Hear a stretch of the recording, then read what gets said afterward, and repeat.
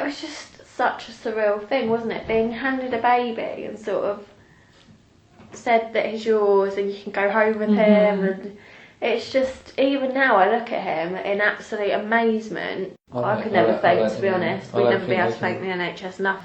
For Harrika Marlowe and her husband Craig, that moment of amazement came after 10 years of trying to have a family. Here, they share their story with us.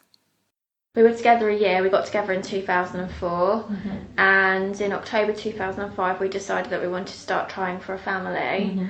I didn't actually fall pregnant until September 2007. Right. It turned out to be an ectopic pregnancy, so they took me through to theatre, and then when I woke up they explained that I'd had to remove one of my fallopian tubes.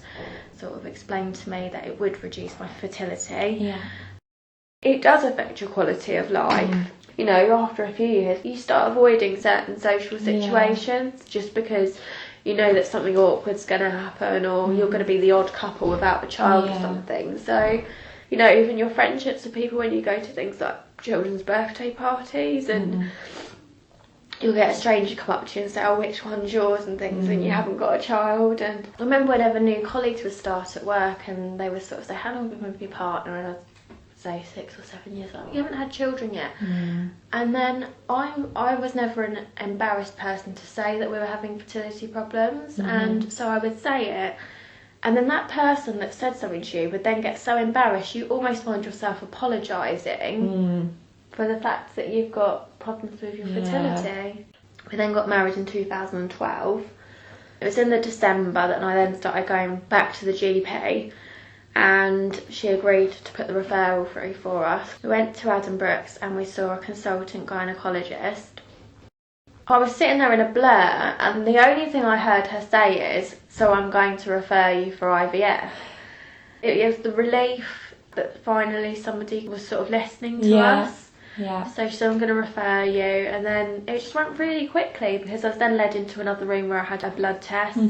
I was then asked to choose which clinic, and I'd always heard about Bourn Hall because over the years I'd obviously done quite a lot of research. I just automatically said Bourn Hall. You know, it's sort of the top end of the clinics. Then we saw a consultant about a week later in March, and then they literally just wanted to start our treatment as soon as possible. We went into it and I think we were quite open, weren't we? All of our friends and family knew that we were doing IVF. We've always been very open about it. They sort of tried to do everything they could to sort of ease obviously what we were going through. I remember on the day of the collection, I don't know why I thought I'd get about 20 eggs, and we got 9, which is apparently a really good number. We had a 5-day blastocyst put back, and then we were due to test on the 2nd of July, weren't we? I think it was the 29th of June, it was around then. I said to Craig, well, why don't we test early? And it came up positive, and we just stood there in silence, didn't we? We didn't, it's not like when you think you're going to jump for joy. I think we were that sort of gobsmacked. We just couldn't believe that it had worked first time for us. And then obviously we had Rocco.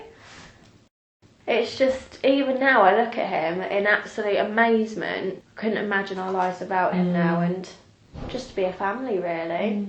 We're so proud. Like, we tell everybody we meet he's an IVF baby. We just feel he's extra special because he is an IVF baby as well, don't we? You appreciate it a lot more when you've got an IVF baby. It's obviously what you've had to go through. He's completed our lives, you know. It's more purpose.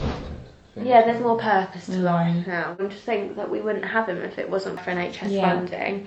What would you say to the NHS commissioners? You know, what difference has it made to you to have funding on the NHS? I think it's an amazing thing, and look at all these babies that wouldn't have been born without it, to be honest. I couldn't thank them enough, really.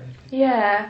I could never thank, to be honest. We'd never be able to thank the NHS enough, and we're just so grateful. We'd obviously never be able to repay Bourn Hall enough.